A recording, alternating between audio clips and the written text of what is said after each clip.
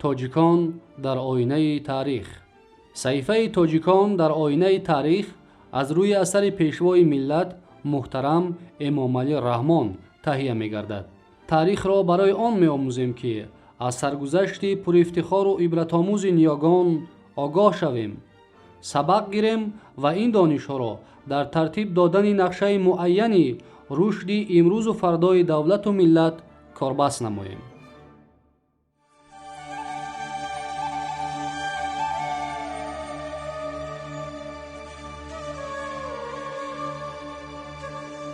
صحیفه تاجیکان در آینه تاریخ را از موضوع قنات مرد و ستون پایداری دولت ادامه می‌دهیم. آید به خوش‌ذاتی و دوندی اسب‌های سرزمین باختر علل خصوص ختلان از قیدهای سیاحان، مورخان و لشکرکشان و جغرافیدان‌های عهد قدیم می‌توان معلومات‌های جالب پیدا نمود.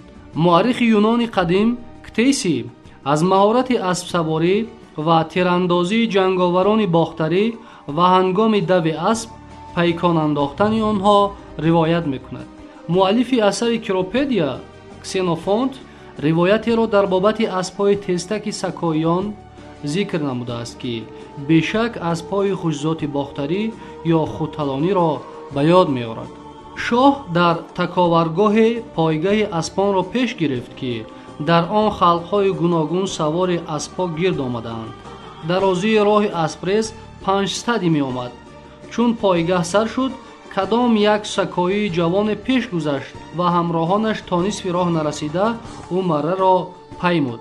شاه به سواره سکایی بر عوض اسبش حاکم ملک را تکلیف نمود، ولی سواره سکایی در جواب گفت که این اسب به جوان مردان جسور میزیبد.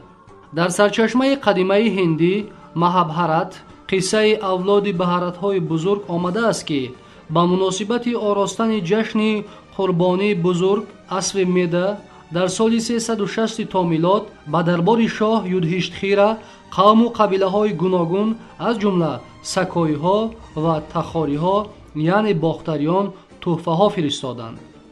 در قطار نامگوی تحفه ها و نظر و نیاز در مهابهارت توصیف اسب‌های آمده است که بسا دوند و زیبا بوده، رنگ سفید، قرمزی، زرد طلارنگ، رنگ خالخال و هر خیله مفتون کننده داشتند. این اسب‌ها مال باشندگان تخاری سرگه امودریا بوده، در آن مرز پرورش یافتند. تقریباً بعد 1000 سال اخبار مهابهارت در سرچشمه‌های چینی نیمه عصر 7 میلادی درباره اسب‌های تخاری معلومات مهم ذکر شده است. سیاح و واقعه‌نگار چینی سیوانتزن هنگام سفر به سرزمین تخارستان که تقریباً سالهای 639-645 صورت گرفته بود، ملک‌های دمی یعنی ترمیز، چیایانه یعنی چغانیان، ناحیه‌های شمال و شرقی وادی حصار، شومان، ناحیه‌های مرکزی و شرقی وادی حصار، تسیوی خیانه، قبادیان، خاشا، وخش، کدالا، خوتالان، پالیخا، فرخار، بادوچوانه، بدخشان اخبار جالب و مشاهده‌های خاطرمان را به قلم می‌آورد. او هنگام تصویر پایتخت ختلان که سیچونان نام داشت و در آن قرارگاه پادشاه جای گرفته بود، از مرزهای حاصلخیز و زراعت‌های گوناگون آن خبر می‌دهد. سیاح چینی ضمن معلوماتش می‌افزاید که این مملکت از اسب‌های خوش‌ذات عالی‌جناب و پلنگ‌های زردموی احتمال شیر یا ببر باشد بای بود. در آخر خبر داده می‌شود که در این ولایت 4 کوه نمک است و در حقیقت حالا هم در قریبی واسه خواجه مومن نام کوه کلان نمک هست. موافق معلومات سالنامه‌های خطایی سلاله تن در عصر 8 از تخارستان به دربار پادشاهان چین چندین بارها اسب‌های خوش‌ذات و دوند ختلانی را تحفه برده بودند.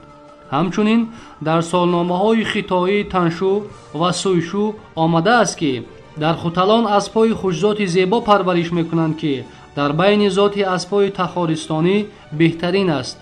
گویا اسب‌های خوتلانی از نسل اسب‌های آسمانی که در یکی از غارهای بلندکوه تخارستان زندگی می‌کنند پیدا شدند.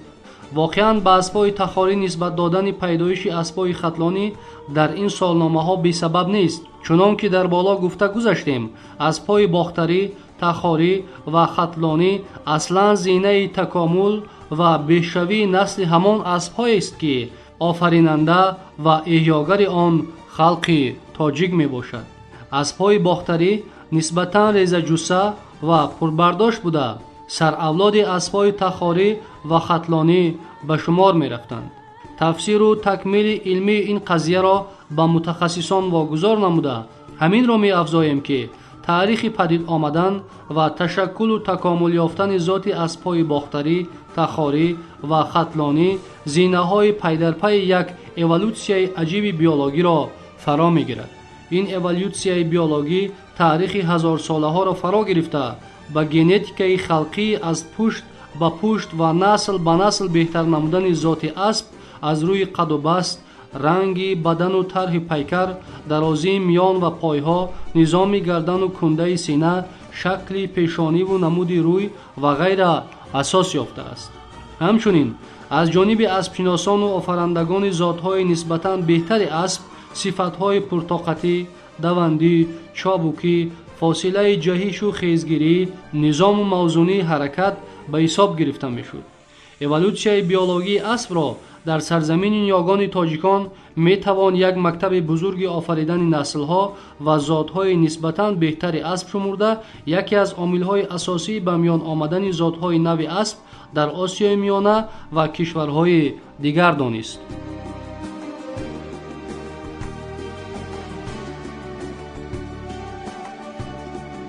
саҳифаи тоҷикон дар оинаи таърих дар мавзӯи қаноати мард ва сутуни пойдории давлат идома дорад.